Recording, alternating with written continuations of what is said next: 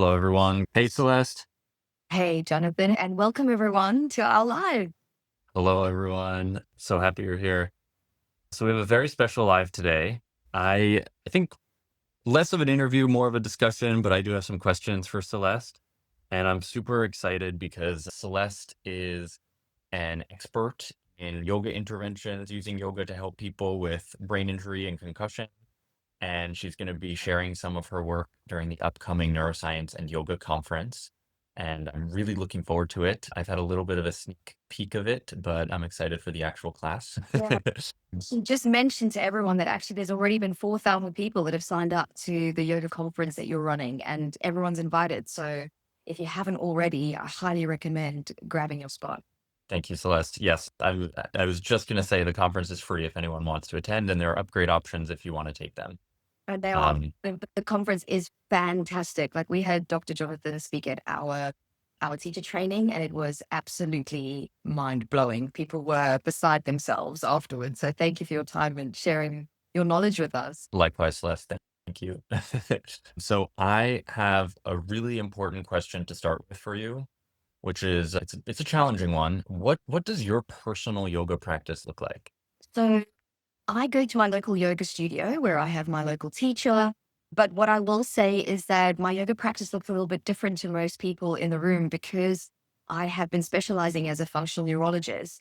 And I've been taking the tools that I've been learning and actually applying them to my own body to either amplify my practice to make me better at certain things or to help rehab certain issues that my body is facing. And I would say that's what makes it distinctive and look a little bit different. So anything from potentially using a vision stick to practice things like convergence is something that I will do potentially before a deep forward fold because convergence will help to stimulate your flexor tone.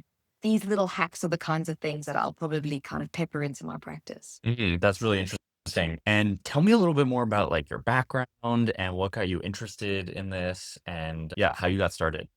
And so I'm a qualified physiotherapist, and I decided that after my degree, I would get my teacher training. And then I've been teaching since 2008, actually. So I decided that at a certain point when I wanted to start specializing, just to be a little bit more targeted in my approach. And I started to realize actually how many people struggled with post-concussion syndrome. They often come to me with challenges such as chronic pain. And interestingly, the pain moves around and they often engage in months and months of physical therapy, which is unsuccessful. And it's a real shame because it's quite debilitating in terms of how they're managing to live their lives. And it's actually when I then started addressing the concussion that the people's symptoms start to improve. Yeah, and it's you mentioned that it was a huge number. I think it's something like 20-ish% of people who get a concussion will end up developing post-concussive syndrome. So that's symptoms like migraine, difficulty concentrating, mood disturbances lasting more than 3 months. And so this is a significant percent of the population. There's so many people who would benefit from these types of interventions. And I just have to say there's no alternative really. Like there's no medication for concussion, post-concussive syndrome. There's no surgery for it. And there are some growing modalities that might be helpful, but these kinds of interventions that you're talking about are one of the best tools that we have right now. Would you agree with that? Yeah. And actually, just to, sorry, go back a quick step to the statistics that you just raised, I would actually put my neck on the line to argue that that's probably quite Mm, conservative, mm.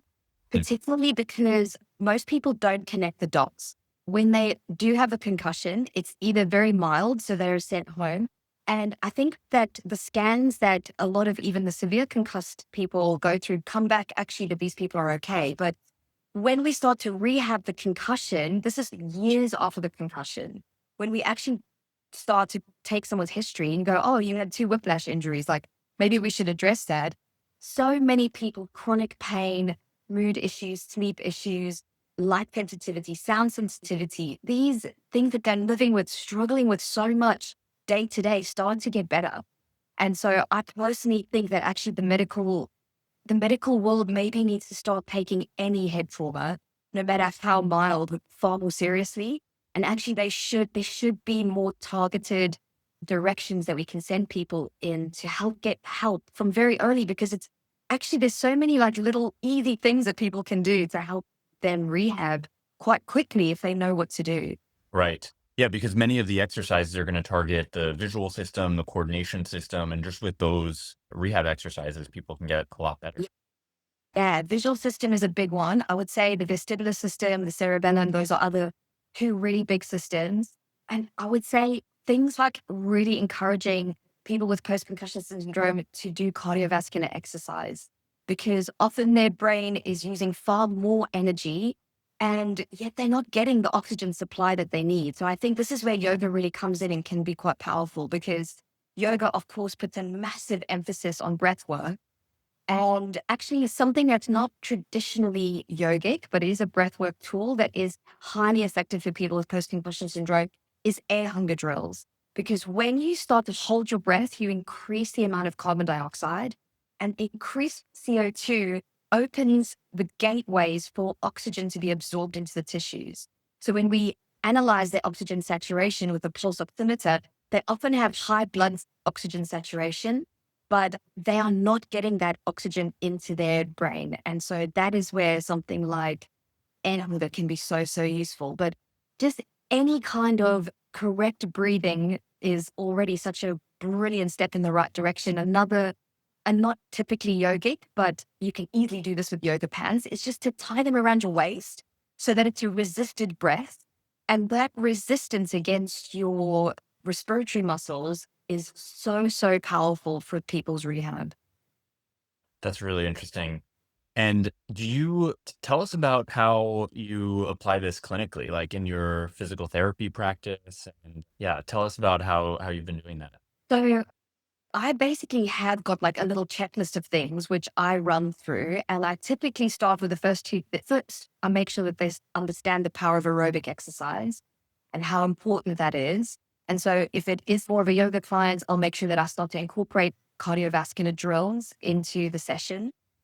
Secondly, I mentioned already breathing.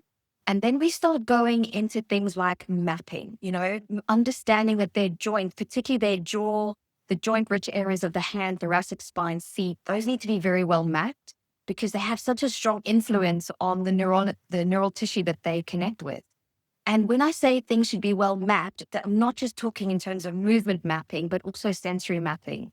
And sensory mapping, of course, is far more than just hands touching bodies. This can also be hot, cold, sharp, dull, vibration.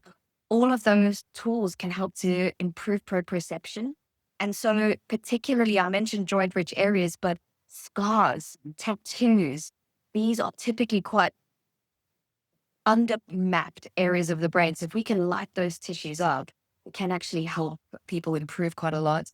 We've obviously spoken already about vision and the vestibular system, but really simple exercises that we can do with people, teaching them how to get their eyes to track smoothly with targets, how to get them to converge and diverge appropriately without their eyes doing two different things. Actually, the eyes working together. You think, oh, that's so easy. That sounds so simple. But for a lot of people that have sustained a head trauma, and guys, even if you haven't sustained a head trauma, disuse atrophy is a massive issue in today's society because we're so much on our devices. We've lost the ability to actually have our eyes moving together. And this doesn't just have an implication on acuity, AKA how well you can see. It has a huge implication on how well your body functions because your eyes, it doesn't stop with vision. It has an impact on all of the musculature and how efficiently your body is moving through life. Yeah, so there's this blood test called the erythrocyte sedimentation rate, the ESR. It's like a measure of inflammation. And the chair of my department used to say that the smooth pursuit of the eyes, so the ability to follow something, with smooth pursuit without having choppy eye movements, that's like the ESR of the brain. So it's basically like measuring someone's brain inflammation, just like a quick and dirty way. And there's some truth to that, not just some, there's quite a bit of truth to that, that any kind of injury or insult to the brain, including inflammatory, traumatic, the responses to the trauma, including the inflammation that comes after, really affects people's visual system. And it's one of the easiest places to detect subtle changes with concussion and then to help people get better. Yeah. So it's one of the biggest parts of concussion. I will say one thing though, because a lot of times, particularly in the movement world, we'll look at the body from the neck down and we'll influence movement, to help our bodies function better. we forget actually that so much is governed here, particularly the brainstem and the cranial lobes. If we can actually target what's happening up here, it has a massive effect on everything underneath the neck. But we need to remember that some people are not going to respond well to bottom up approach, and some people will not respond well to a top down approach. So what I mean by that is using your body to influence how well your brain is functioning, or using brain tools to influence how well your body is functioning.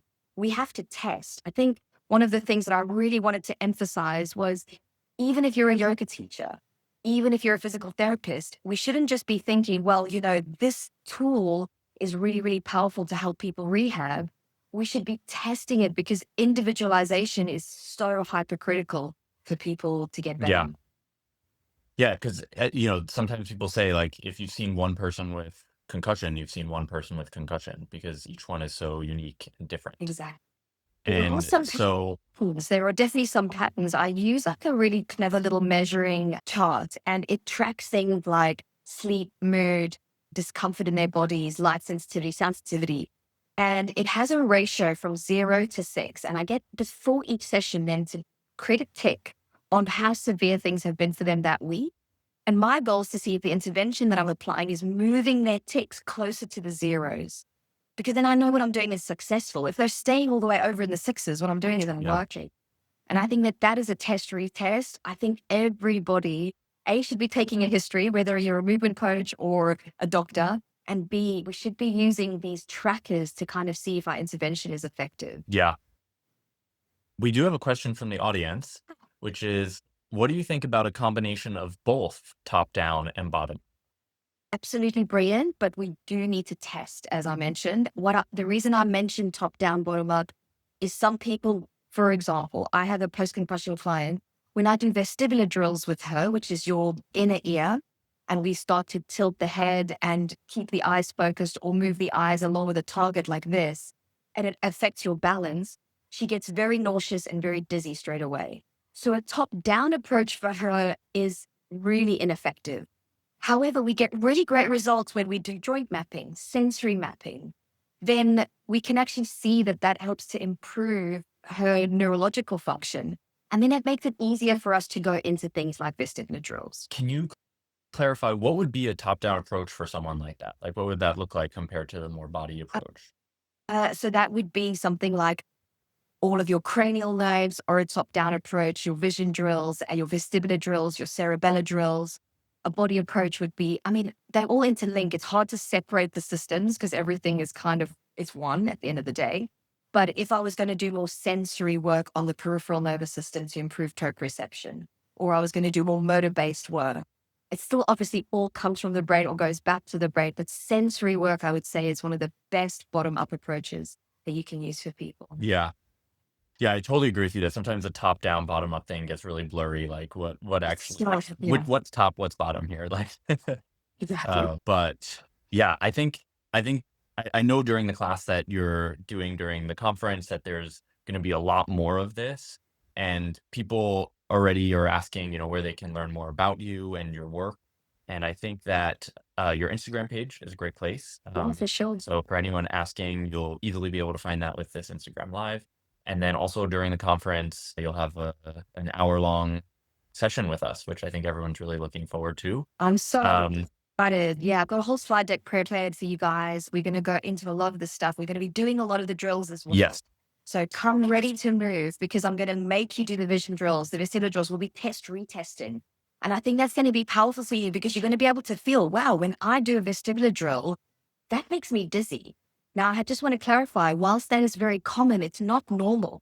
You should be able to move your head in lots of different ways and not get dizzy or nauseous off the back of that. That is a normal function. Yeah. But if it is problematic for you, then something you have to rehab, because it can only get worse as you age, and falls are such a high risk for the elderly for their mortality. So yeah, I'm very excited about sharing what I have prepared for the conference. Yes. And it will be a very practical session with people walking away with exactly what exercises they can incorporate. Exactly. So I think that's awesome.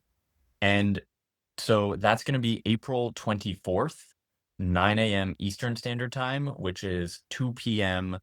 UK time. I'm glad you figured that out. For me, I was like, I have so many time zones memorized now to keep track of every speaker's schedule. So you're incredible. And just well done for your hard work, because obviously we know you're working full time. You give so much love to this conference. It's such a huge value add to the community. So what you're doing is very, very special. thank you so much, Celeste, and likewise for all that you're doing. I think that your education initiatives are really, really helping people, and I'm really looking forward to your talk. I'm really looking forward to the Brain Injury Day, which is April 24th. And if anyone has any questions for either of us, pop them in the chat really quickly now before we wrap up, or Yeah. you Drop can us a just DM DM. us. Exactly, we're both pretty available. Absolutely. Thank you so much, Jonathan. It's been a pleasure speaking again. Likewise, and I always look forward to talking to you, and I likewise look forward to next week. Yeah. Thank you, everybody. Bye. Thank you. Bye.